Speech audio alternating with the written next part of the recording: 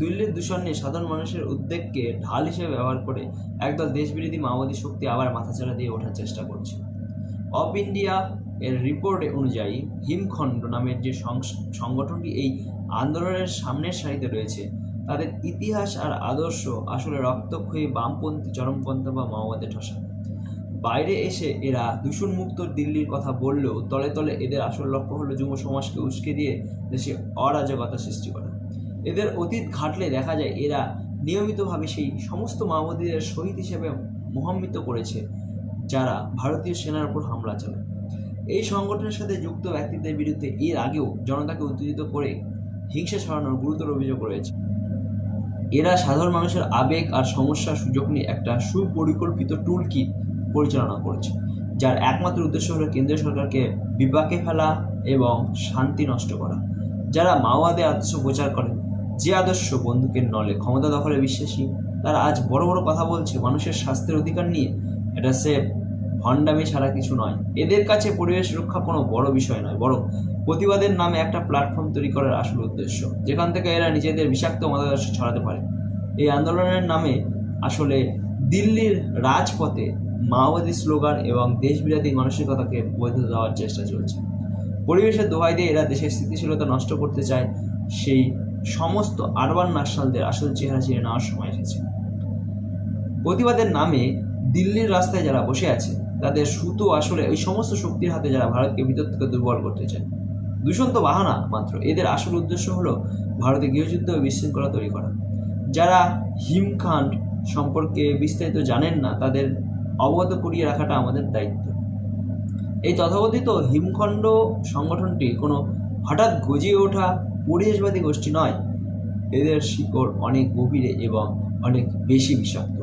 এই সংগঠনের সব থেকে ভয়ঙ্কর দিক হলো এদের শহীদ দিবস পালন। এরা প্রকাশ্য দিবালোকে সেই সমস্ত মাওবাদী সন্ত্রাসীদের শ্রদ্ধা জানায় যারা ছত্তিশগড় বা দ্বন্দ্বকারণ্যের জঙ্গলে আমাদের দেশের জওয়ানদের নৃশংসভাবে হত্যা করে, যারা ভারতের সংবিধান মানে না, যারা বন্দুকের নলে ক্ষমতা দখল করতে যায়। সেই খুনিদের বিপ্লবী হিসেবে তুলে ধরে এই হিমখণ্ডের মতো সংগঠনগুলো। এদের কাছে দেশপ্রেমিক জওয়ানরা শত্রু আর মাওবাদী জঙ্গিরা হলো নায়ক। এই গোষ্ঠীর সদস্যদের রেকর্ড ঘাটলে দেখা যায় এরা জেএনইউ বা দিল্লির অন্যান্য জায়গায় হওয়া বিভিন্ন দেশবিরোধী স্লোগানবাজির সাথে সরাসরি যুক্ত। এদের কাজই হলো ছাত্র এবং যুব সমাজকে মগজধোলাই করে সরকারের বিরুদ্ধে খেপিয়ে তোলা। পরিবেশ বা দূষত্ব এদের কাছে স্রেফ একটা এন্ট্রি পয়েন্ট। আসল কাজ হলো রাস্তায় নেমে হাঙ্গামা করা, পুলিশকে আক্রমণ করা, জনজীবন অচল করে দেওয়া। এরা সেই একই টুলকি ব্যবহার করে যা সিএএ বিরোধী দাঙ্গা বা তথাকথিত কৃষক আন্দোলনের সময় দেখিয়েছিল। এরা হলো সমাজের সেই সব আরবান নকশাল যারা শীততাপ নিয়ন্ত্রিত ঘরে বসে মাওবাদী মতাদর্শ প্রচার করে এবং গরিব মানুষের উস্কে দেয় মরার জন্য।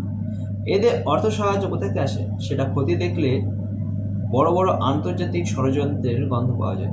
দিল্লির দূষণ কমাতে এরা কোনো গঠনমূলক সমাধান দেয় না, বরং এদের স্লোগানের থাকে শুধু ঘৃণা আর আক্রোশ।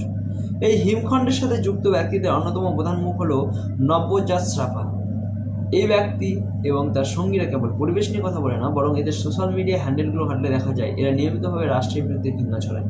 এরা ভগৎ সিংয়ের ছাত্র একতা মঞ্চের মতো চরমপন্থী সংগঠনের সাথে সরাসরি যুক্ত, যারা ছাত্র আন্দোলনের নামে আসলে নকশালপন্থী প্রচার চালায়। হিমখণ্ড সরাসরি কোনো নিষিদ্ধ দলের নাম না হলেও এদের কাজকর্ম সিপিআই মাওবাদীদের আদর্শে প্রতিফলিত করে। এরা চারু মজুমদার বা কানাই চ্যাটার্জির মতো সশস্ত্র সংগ্রামে প্রবক্তাদের আদর্শকে মোহিত করে, যারা বন্দুকের নলে ক্ষমতা দখল করতে গিয়ে হাজার হাজার নিরপরাধ মানুষ আর জওয়ানদের রক্ত ঝরিয়েছে। এই হিমখণ্ডের নেতারা তাদের বিপ্লবের জনক বলে মানে। এদের ক্যাম্পগুলো এমন সব সাহিত্য বা লিফলেট বিতরণ করা হয় যা সাধারণ নিষিদ্ধ নকশাল গোষ্ঠীগুলো ব্যবহার করে। দূষণ তো কেবল এদের কভার স্টোরি। আসল লক্ষ্য হলো যুবকদের মগজধোলাই করে সশস্ত্র সংগ্রামের পথে